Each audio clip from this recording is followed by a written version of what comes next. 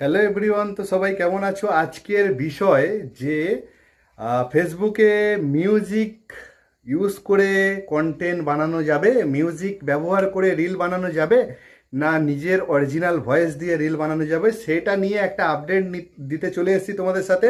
তো আজকে তোমাদেরকে একটা কথা বলি, তো তোমাদের একটা ফেসবুক থেকে একটা বড় সুখবর আসতে চলেছে, যেটা অলরেডি আমার এসে গেছে। তো স্ক্রিনে দেখতে পাচ্ছ যে লাইসেন্স মিউজিক কিন্তু আমি পেয়ে গেছি।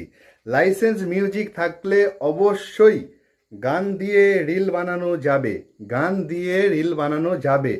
আর তারপরের ছবিটা তোমরা দেখতে পাচ্ছ, এখানে একটা জায়গায় লেখা আছে এই যে জিনিসগুলো, যে কিছু মিউজিক থেকে 100% টাকা পাবে, 100% কন্টেন্টে টাকা পাবে, আর কিছু মিউজিকে রেভিনিউ শেয়ার হবে, মানে যে পয়সাটা উপার্জন করবে তার কিছু